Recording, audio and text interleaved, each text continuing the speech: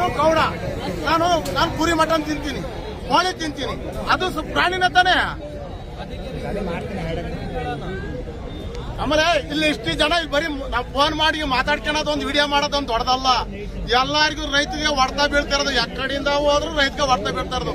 ಒಗ್ಗಟ್ಟಾಗಿ ಹೋಗೋಣ, ಬತ್ತೀರ ಆಗುತ್ತಾ?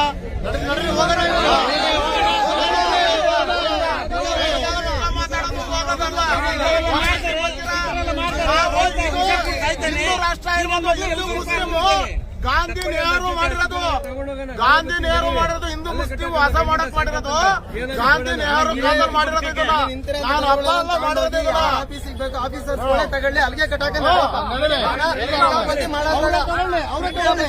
ಆಫೀಸರ್ ಬರೋದು ಏನು ಇವರ ಕಡೆ ಇವ್ರ ಕಿತಾಪತಿ ಆಫೀಸರ್ ಇಷ್ಟು ಗಂಟೆ ನೋವು ಕೊಟ್ಟಾರ ನಮ್ಗೆ. 4 ಗಂಟೆ ರಾತ್ರಿಗೆ 2 ಪೊಲೀಸರು ಗಾಡಿಗಳನ್ನ ಹಿಡಿತಿದ್ರು. 4 ಗಂಟೆ ರಾತ್ರಿಗೆ ಪೊಲೀಸರು ಗಾಡಿಗಳನ್ನ ಹಿಡಿತಿದ್ರು.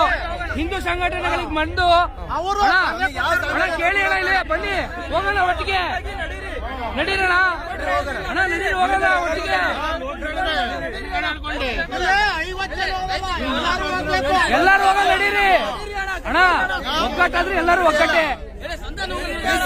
ಬರಬೇಕು, ಬರಂಗಿದ್ರು ಜನ ಬಂದು ಬರೀ ಮಾತಾಡ್ಕೊಂಡು ಬರೋಣ, ಬರೋದು ಇಲ್ಲ ನಾವು.